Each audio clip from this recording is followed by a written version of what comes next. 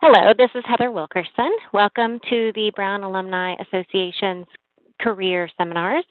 We today are very happy to welcome Zack Langway. He's going to talk about social media and career growth and how you build communities and careers online. We are lucky to have him. He has a lot of experience in social media. He is the vice president at Fenton. He has over 6 years in digital. And Zack is a graduate of Brown from the class of '09.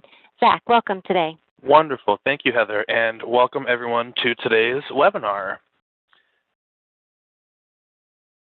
As Heather mentioned, my name is Zack Langway. I'm Brown class of 2009, and in addition to my work at Fenton Communications, where I lead their DC digital practice, I'm also a past president of the Brown Club of Washington, DC. I'm a member of the Brown Alumni Association Board of Governors, and for the past 6 years, have been focusing my work on training communities on digital and the intersection of digital in different issue areas, including global health and international development, working with groups like the United Nations Foundation and Save the Children, Johnson & Johnson, et cetera.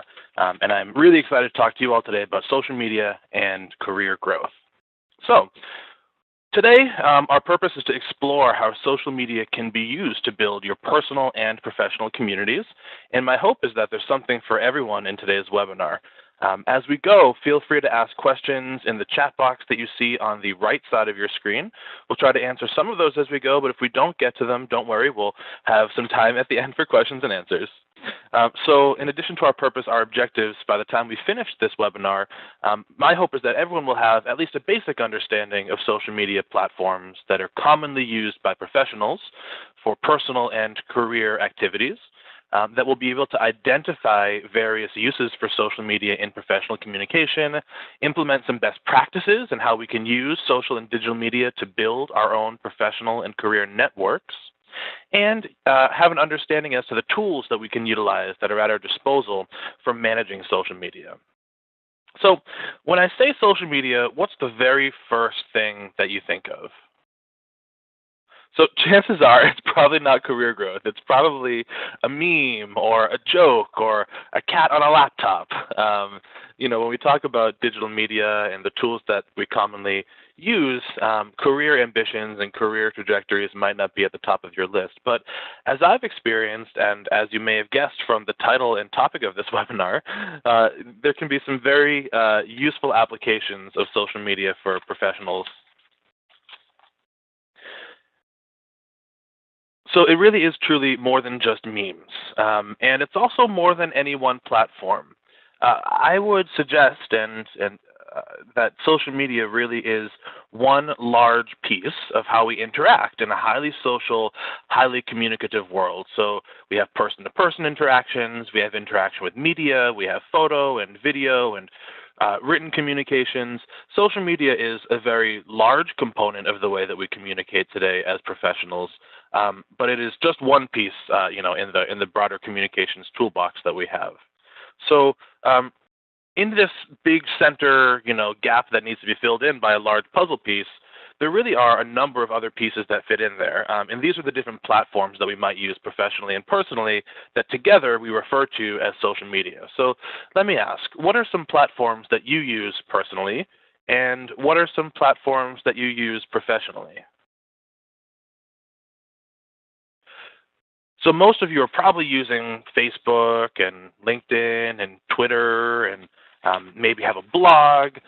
But there really are a number of other platforms that we can consider, including YouTube, including Tumblr, Pinterest, a great image sharing social media platform with a large community of folks who share very visual content. And so, there are a number of pieces that really fit in that larger giant puzzle piece gap that we saw before in that graph. But today we are going to focus in on 3 platforms, and they're the 3 that you've probably been most familiar with in your experience so far. And we're focusing on Facebook, on LinkedIn, and on Twitter because of the scale of the platforms. They have very large audience bases, very large membership bases, the opportunity that those 3 platforms present for career growth, and also because of the diversity in content type that can be disseminated through those 3 channels. So as we have our discussion today, the principles that we'll discuss around Facebook, LinkedIn, and Twitter and how you use those can certainly be applied to other platforms, but we'll focus in on those 3. So again, social media, how we're going to define this as a group, I would say that social media is a series of digital tools and networks focused on three primary functions: communication, outreach, and engagement, and that social media allows for three dimensions of communication. So when you think about dimensions of communication, this first dimension might be writing a letter between me and you. I'm sending you a letter, you're going to send me back a letter. It's kind of a one-dimensional communication method. The second dimension, think of an email where you're sending an email and someone can forward it on to someone else. So I'll send something to you, you'll send something to her, she'll send something back to me. But it's this two-dimensional form of communication. Social and digital media takes us into this third dimension where we can communicate to groups simultaneously, to multiple people simultaneously, and then if we exit the conversation, those groups continue talking amongst each other. And we think about how we use digital media for career growth. There's obviously some relevance there. So now that we kind of have a common definition of social media, the second question that I'll ask is, what are some of your professional goals in using social media? So what do you want to get out of it? What are your expectations for how social media can be used professionally? Really, it's not all that different from the personal uses that you might have for social media. So you might be using Facebook right now to keep up with friends and to look at pictures. Maybe you're sharing recipes or watching videos. Professional uses are not too dissimilar. While you might keep up with friends for personal use, you're probably keeping up with causes and organizations, maybe with Brown University or career relationships that you've built through the university for professional use of social media. You'll also use it to build your network and to show off your work, the same way that you might be showing off pictures of your kids and your grandkids. Maybe you're showing off your accomplishments at work for the professional utilization of digital media. Social media also helps credential yourself because you're establishing an online presence that folks can go back to. They can verify you are who you said you are. Your work history is what you said it is. And it allows you to start to build a platform for thought leadership where you're able to put your opinion out using Facebook or LinkedIn or Twitter, and people can go back in, and that helps credential you when you're maybe pitching a new client or looking to build a new partnership at work. And of course, professional usage of social media also allows us to build a client and an audience base. If you're using Facebook and you're using a page for Facebook, it allows us to create a brand presence. If you're using LinkedIn for your own career growth, it allows you to really build an audience base of like-minded professionals who would be interested in the content that you're posting and who could be valuable assets in the future as you look to change career trajectories potentially. But ultimately, whether it's for personal use or professional use, at the end of the day, social media really does tell a story. We're using these different channels to tell the story about what we do for our work, what we aspire to do for our work, and how others can engage with us professionally. So the first platform that we'll discuss today is Twitter. Now, just a couple of quick facts on Twitter. Twitter has more than 1 billion users, so that's 1 out of every 7 people or so on this planet is using Twitter. 46% of those users interact with Twitter daily.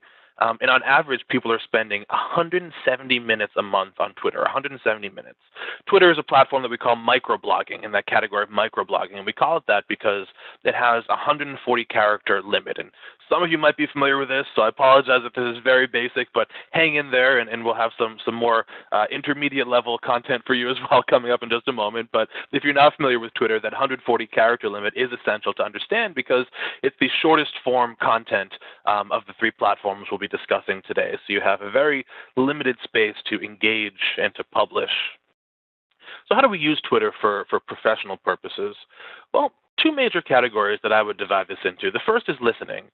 We can use Twitter to follow organizations, to follow causes, to follow potential employers.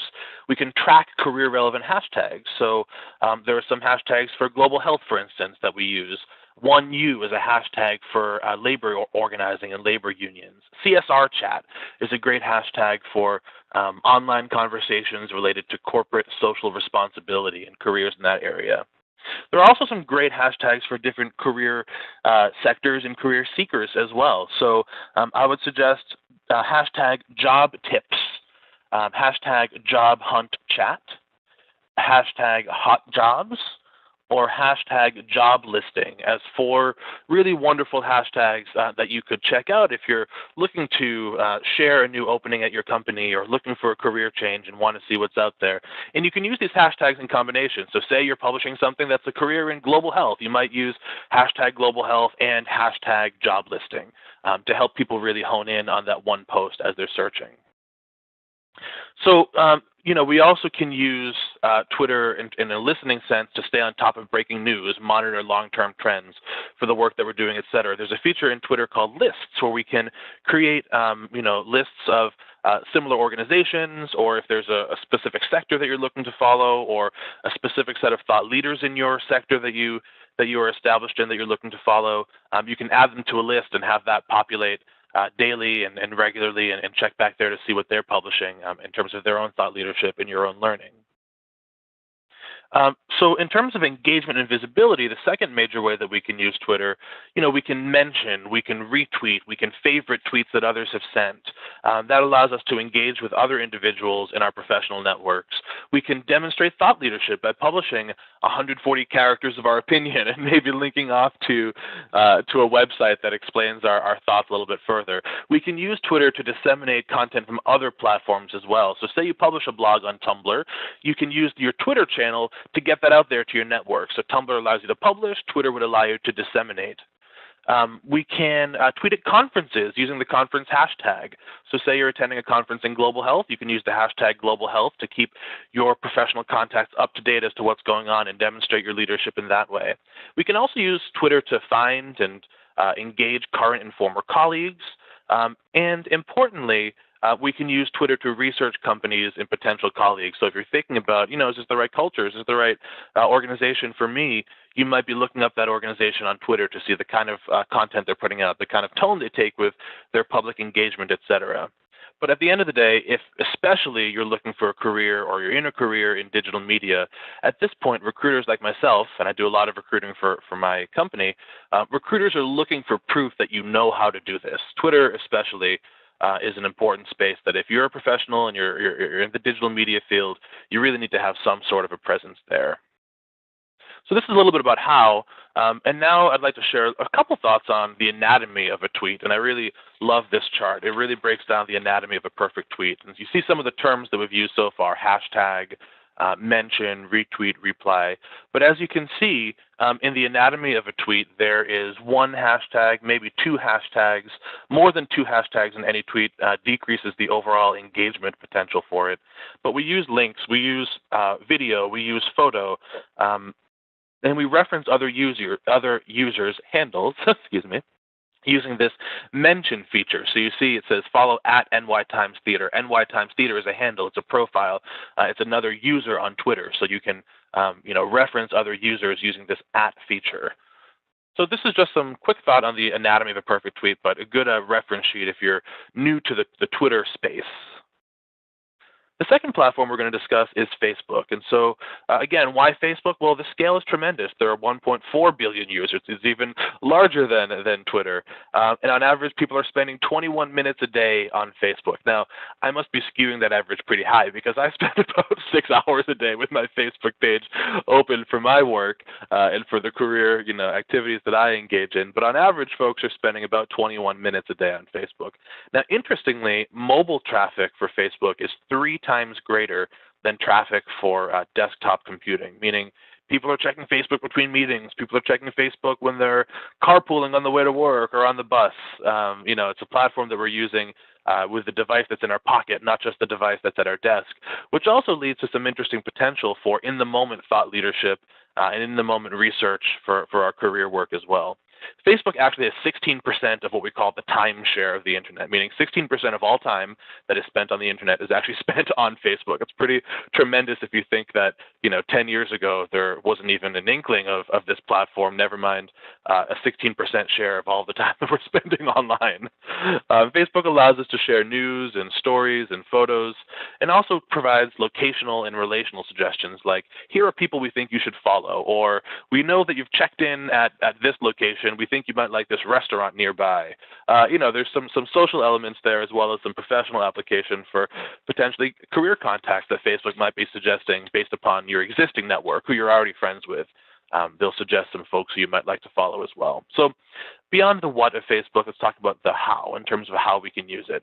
And again, there are two kind of major categories that I would suggest. One is around networking. So we can use Facebook to follow up online for offline relationships we're trying to build. Say you meet someone at a conference and you have a great conversation and you want to stay in touch. You can think about using Twitter, but if you want to stay directly in touch in more of a longer form way or build a more slightly personal digital relationship, you might think about friending them on Facebook or finding them on Facebook. We can join pages, we can join groups. The Brown Alumni Association has a page, which if you're not following it right now, I would suggest it. But there are a number of career pages and career groups that you can join as well that are as broad as, Brown University alumni in communications, or as specific as Brown alumni in DC in communications. And I'm making those up, but just examples of the kinds of groups you might find that are very broad career groups or very specific to your location, industry, ambition, etc.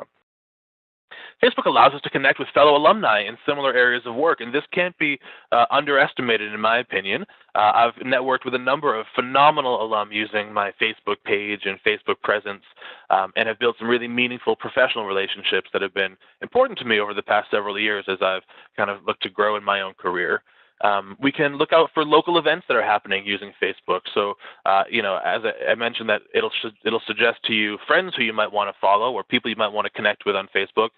The platform also suggests to you events that are happening in your area that, based upon your interests that you've stated on your profile, based upon events you've attended in the past, based upon other colleagues or friends who are attending similar events, it'll suggest to you, hey, you might want to check this one out too, which can be very useful.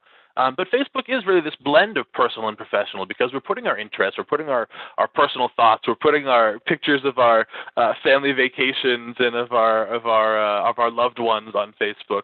But at the same time, we're also sharing our professional opinions and managing professional pages and building professional networks. So important to consider is how you set up your privacy settings. With that blend of personal and professional, you want to create settings that are optimal for you to foster your personal relationships, but also to create a space that is really reflective of you as a professional.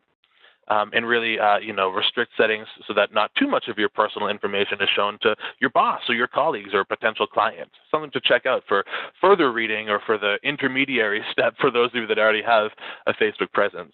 But it is this blend of personal and professional. It also gives you this opportunity to personalize your Facebook page. So, I don't think that there's anything wrong with showing off your personality on your Facebook page. It's kind of like your desk at work or maybe your business card. It has a little bit of flavor, has a little bit of color to it, and it helps, you show off more of who you are as a person, not just as a worker, which in my experience, really helps show a well-rounded view of an individual, a job candidate or a potential client, et cetera. But of course, we want to practice good etiquette on our Facebook page and practice great language skills because much like Twitter, this is a platform where when you're applying for a job, recruiters are going to check out what you're doing there. And if you don't have a clear mastery of the English language and of the social etiquette that you should be practicing on Facebook or the language that you might be using for the work that you're doing, it could be a challenge and it could ding you a little bit. So, the way that we talk on Facebook is less formal, but still practicing good online etiquette and good language skills are really important. This whole element of relationship building is really core to your career opportunities on Facebook, that you can connect, you can reach out, you can engage, you can go back to people over and over. And for additional reading, I really want to suggest a great book by a friend and colleague of mine, Ted Rubin, called Return on Relationship. A lot of times right now when we're trying to measure the impact of the work that we're doing in digital media, we're trying to measure in old school terms, return on investment, right? If I put X hours into my career platform on Facebook, what does that get me? What's the return on the investment? I'd actually like you to read this and think about a different way of framing the value of social media and the return on relationship. What's the return on the relational investment that you make into a platform like this and how it can really help you in your career? Ted's book is really phenomenal. Highly recommend it. So in addition to networking, this element of visibility is really important to grasp and take advantage of for professional and career use on social media. Facebook Notes is a nice feature that lets you have longer form content. Twitter is the really short content. A Facebook post on your Facebook wall or on a page is kind of like mid-range. You're posting a series of words, but not too much content. Facebook Notes is kind of like a blogging integration into Facebook. It's a longer form opportunity to publish content that is native to Facebook that lets you show off your expertise or your thoughts in a little more length than you would choose to on your Facebook wall. To be visible, you really also need to be active in groups and on pages. So go out there and find the groups that are related to your career track or to your career ambition, the pages that are related to the organizations or the sectors or the institutions that you're in or aspiring to become a part of, and be active there. Show off your presence. Know when to limit your post visibility. Again, going back to that whole idea around good etiquette and restricting settings. Know when to make something public, but also know when something should be restricted just to friends. And when we talk about the anatomy of a Facebook post, I'll show you kind of where to find those different restriction or filtering options. And then lastly, photo and video are king. So, if you're able to attach a photo or a video to the content that you're uploading to Facebook, that really will increase the overall visibility based upon the algorithm that Facebook uses to select content that is displayed to your friends. Video and photo content really are highly valued in that algorithm.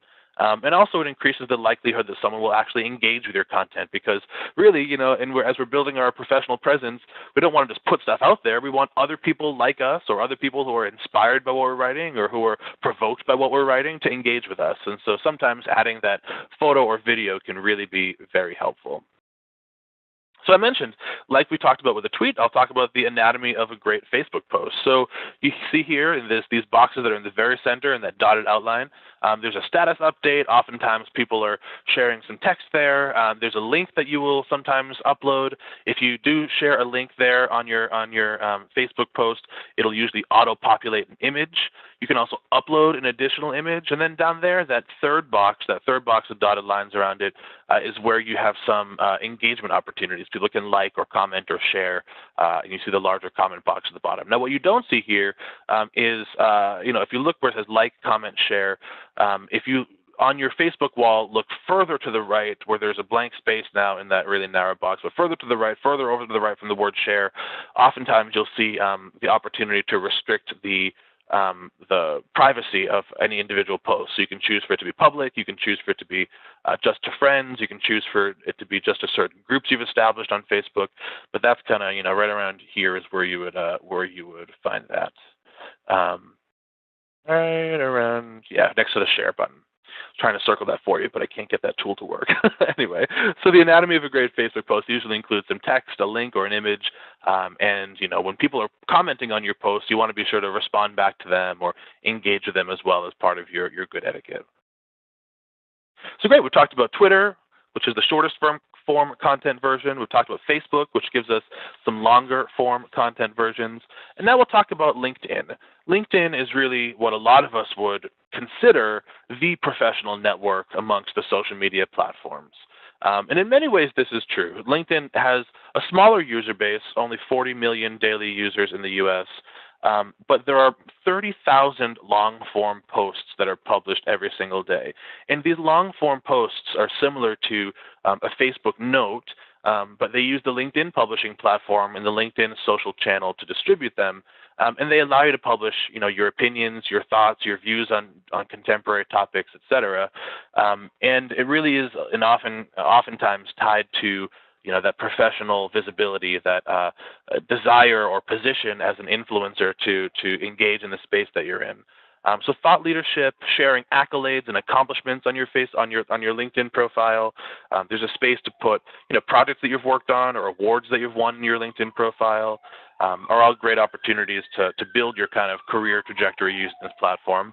And then lastly, and I think this is really important, I found LinkedIn to be very valuable in recruiting because, when I have a position that I have open, I'd rather bring in 10 potential applicants in a highly targeted way by looking through connections that I have on Facebook, on LinkedIn. I'd rather bring in those 10 individuals in a highly targeted recruiting way, and using a platform like LinkedIn really allows me to go through the contacts that I've built over my career and review those very quickly and think, okay, who are the people that could be good for this role that I have open here? I can reach out to them. I've already established a relationship through this channel. I can reach out to them and say, hey, you might be interested in this job that I have here at Fenton. So, this recruiting ability should not be underestimated, and oftentimes it's a way for me to find great Brown alum who might be a good fit for the work that I'm doing. LinkedIn really is a little bit different than the other channels. It does tend to gather a little more of an affluent user base, so to speak. The average household income of a LinkedIn user is $110,000, which, is not the average household income of a Twitter user. Everyone's using Twitter. It's one of the most democratic platforms you can imagine. And so while LinkedIn has a smaller and slightly more restricted audience, when we're thinking about who we're talking to and who we want to be talking to, it could be valuable for you. The average age of a LinkedIn user is 44. We're talking about mid-career professionals who are using LinkedIn on average. And so, if you're not at the entry level, maybe this is the place where you want to invest your time because it has a slightly older user base. It has a slightly more senior user base in terms of career level and a slightly more affluent user base in terms of, the folks who you'll be engaging with. Now, important to know is that this is not just for, the mid-level career professional, the alum like you who's out there looking to grow your career. All 500 Fortune 500 companies have executive visibility on LinkedIn. So execs from all of those Fortune 500 companies are using LinkedIn. So it allows you to build relationships with folks at a very high level or to engage with influencers in your professional space as well in a really meaningful way, much more so than you might be able to find on Facebook or on Twitter. But the platform's growing. So, I mentioned that there are 40 million daily U.S. users. There are also 2 new members who join every second worldwide. And 85% of companies are going to use LinkedIn to recruit this year alone. So, it's a space that is really active for career growth and for career changes. And the user base is growing, every single day. So how do we use LinkedIn? Like I said, we use it for networking and recruiting, to grow our networks, to connect with alumni, to recruit our next staff member or intern, or to look for the position that we want for ourselves. Now, it's important to keep this up to date. So, when I first get a job applicant that comes through my inbox, I go to LinkedIn and I see what they're up to. And when someone's LinkedIn profile isn't up to date, that kind of is a off-putting experience for me because, it's such a low energy, low time commitment activity to update that. And if I'm going to go and open your LinkedIn page and look for more information, if I'm making that effort to then find that you're not present or your presence hasn't been updated in a while, is very frustrating. And, I feel like I've wasted my time trying to get more information for a candidate who doesn't really want to give more information. And at the end of the day, you want to give employers as much information as they can to say, great, this would be a good person for me to be working with or for me to bring in for an interview. So LinkedIn, like I mentioned, also has these longer form posts where you can demonstrate thought leadership. The content there is seen as more trustworthy than Facebook. And when you publish something, it pushes it directly to the feeds and email updates of your connections. You might get a LinkedIn daily update right now. And if you are, you're seeing the long form content that's being published by your connections. And of course, there is a Brown Alumni Association group in a community base on LinkedIn as well. So LinkedIn, when we're thinking about what to post, I'll just share with you that posts with photos actually are also much more likely to be engaged with and to be read. So like Twitter, like Facebook, LinkedIn also does have a general preference as a community towards using photos or some sort of visual content when you post. Something to think about. And again, if you do have questions as we go, don't be shy. Feel free to pop those into the chat box that you see on the right side of your screen. We'll take questions at the end as well. Okay, so we've talked about our 3 major channels.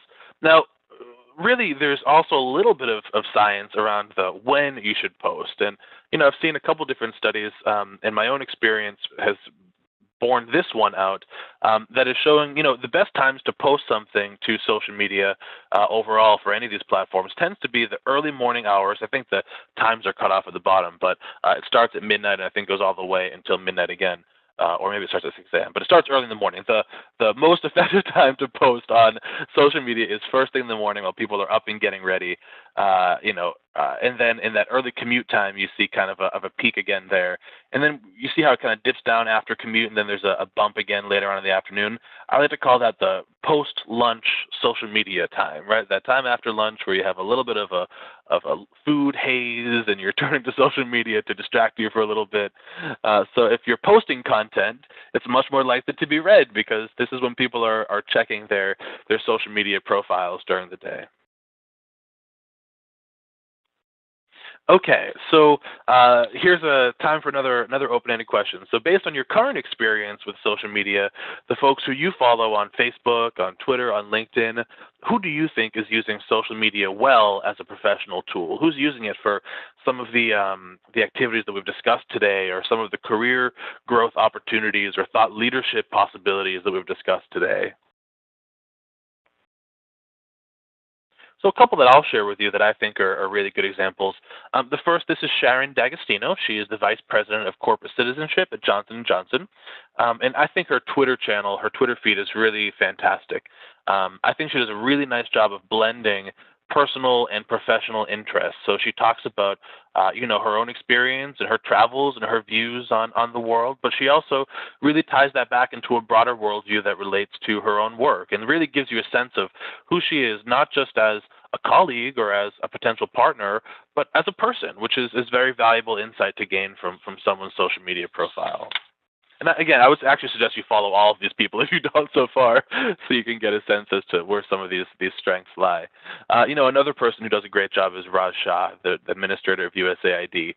He uses Twitter in particular when he's at events. So if he's at a conference, the Social Good Summit in New York City in September last year, he'll be tweeting live from there, and he does it personally. He sometimes has an assistant who will upload regular content during the day, but he also engages with people real time at these live events. He also posts through his Twitter feed during his travels overseas, which is a really great way to understand the impact of the work that he's doing, through his eyes and through the eyes of his social media feeds as well.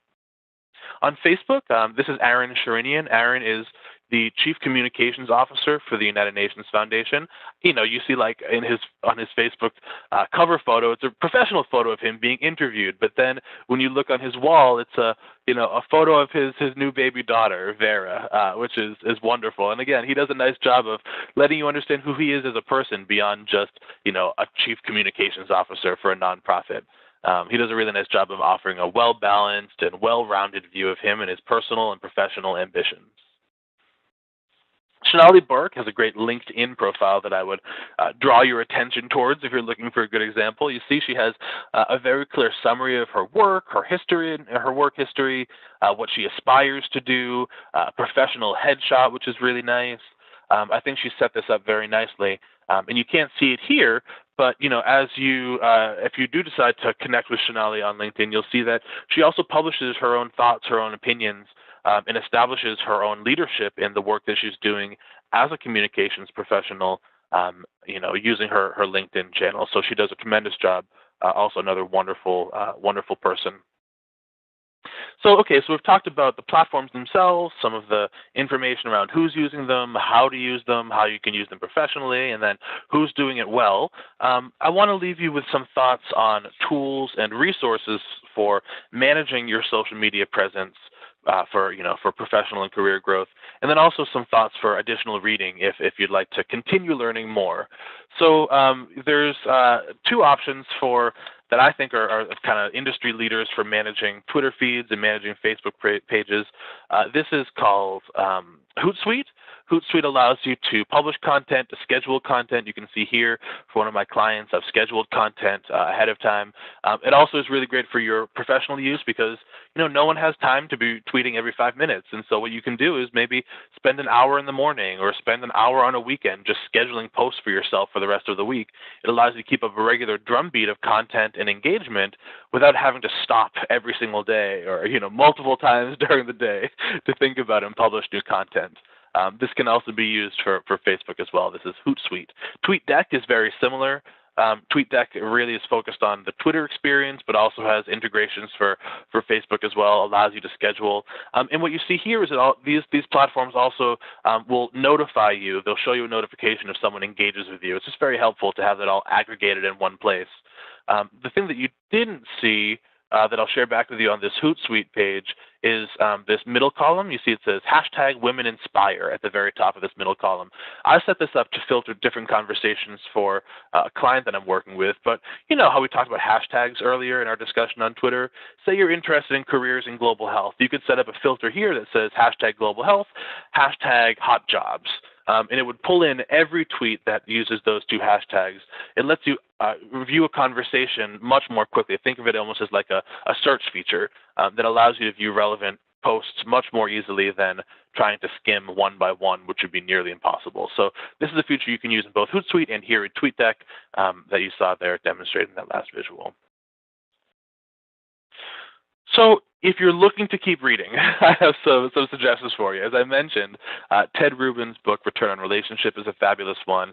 And here are some of my favorite resources. Mashable.com is a great website for, it's kind of like a web zine for different trends and topics in digital media, memes that are ongoing. If you don't know what the latest online cultural meme is, this is a great place to get up to speed on that. And also, different rollouts of technologies and tools that you can use for your digital media presence. New Organizing Institute, neworganizing.com, is a great resource for additional trainings. They run a number of online and in-person trainings in using social and digital media for different purposes, everything from an intermediate level of this kind of a discussion all the way to how to use data and metrics to inform your activities on social media. Beth Cantor is a noted digital media blogger, a great friend of mine, and also someone who really does a lot of work helping organizations and individuals think through how to maximize their time on social media, how to get the greatest return for the effort that they're putting in different movements or activities, campaigns, or personal efforts. And then lastly, Social Media Examiner, again, just another really good resource for staying up to date on trends and topics. So if you have suggestions, please feel free to share them with me. I gave you my Twitter handle at the beginning, but I'll share it again with you here. It's @Zack from DC. Please follow me. Share with me your suggestions for other resources. Let me know how your experience is going with using digital and social media. Shoot me a tweet or drop me a line over email, and I look forward to hearing from you. At this time, we'll take some questions, but thank you so much for your attention, for your participation, and I wish you good speed in establishing and advancing your social media presence for your career and professional use. Thank you.